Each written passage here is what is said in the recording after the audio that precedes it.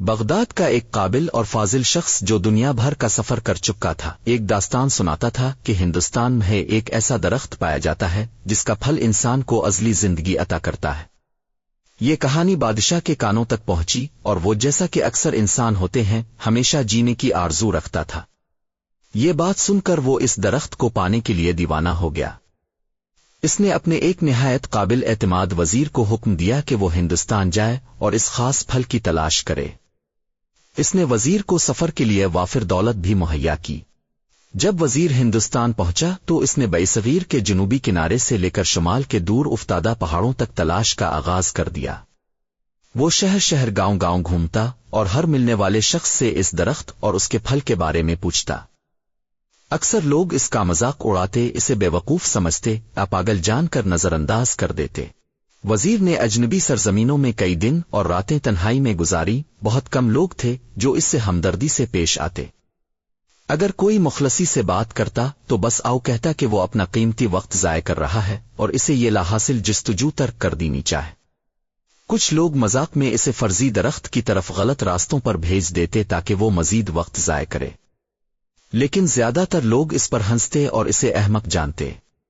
مگر وفادار وزیر نے ہار نہ مانی۔ وہ مسلسل اپنی تلاش میں لگا رہا۔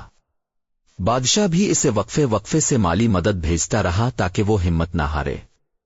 برسوں گزر گئے، وزیر بوڑھا ہو گیا، اس کے بال سفید ہو گئے اور آخرکار اسے یہ ماننا پڑا کہ وہ ناکام رہا ہے۔ اس نے اشکبار آنکھوں کے ساتھ وطن واپسی کا سفر شروع کیا، دل شکستہ اور خالی ہاتھ۔ واپسی کے راستے میں اس نے ایک مشہور شیخ کے بارے میں سنا اور سوچا کہ اس سے دعا اور رہنمائی حاصل کی جائے۔ جب اس کی نظر شیخ پر پڑی تو وہ زار و قطار رونے لگا۔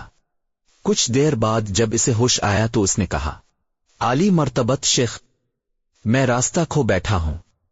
میں وہ حاصل نہیں کر سکا جس کے لیے برسوں پہلے نکلا تھا۔ اب میں شرمندہ ہو کر اپنے بادشاہ کے پاس واپس جا رہا ہوں۔ میں التجا کرتا ہوں مجھ پر رحم کریں اور مجھے سچائی کا راستہ دکھائیں۔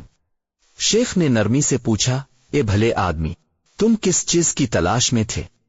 وزیر نے آہ بھری اور کہا، برسوں پہلے میرے بادشاہ نے مجھے ایک ایسے درخت کی تلاش میں بھیجا تھا جس کا پھل انسان کو ہمیشہ کی زندگی دیتا ہے۔ میں نے اپنی جوانی اس کی تلاش میں ضائع کر دی مگر کچھ حاصل نہ ہوا، صرف تمسخر اور ترس ہی ملا۔ شیخ نے شفقت سے فرمایا، اے دانا شخص، جس درخت کی تم بات کر رہے ہو وہ علم کا درخت ہے جو انسان کے دل میں اگتا ہے۔ تم ظاہری شے کی تلاش میں رہے اور اس کوشش میں تم نے زندگی کے اصل مفہوم کو فراموش کر دیا۔ یہ مظہر مختلف ناموں سے جانا جاتا ہے، کوئی اسے سمندر کہتا ہے، کوئی بادل، کوئی درخت، کوئی سورج اور نہ جانے کیا کیا۔ علم کے ہزاروں فوائد ہیں جن میں سے ایک دائمی زندگی بھی ہے۔ خدا ایک ہے اور لاشریک ہے مگر اس کی نشانیاں بے شمار ہیں۔ ذرا سوچو، ایک انسان کسی کا باپ ہو سکتا ہے تو کسی اور کا بیٹا بھی۔ دشمن کی نظر میں جو غصہ لگتا ہے وہی دوست کے لیے مہربانی ہو سکتی ہے۔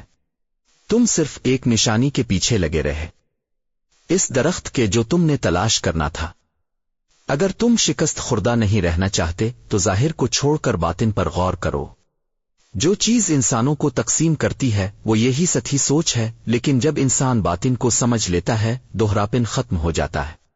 وزیر نے ایسا محسوس کیا جیسے اس کے کندھوں سے بہت بڑا بوجھ ہٹ گیا ہو۔ وہ اب نہ تو شکستہ دل تھا نہ ہی خود کو ناکام سمجھتا تھا، اور اسے یقین ہو گیا کہ اب اس کا وطن واپسی کا سفر غم کا نہیں بلکہ خوشی کا سفر ہوگا۔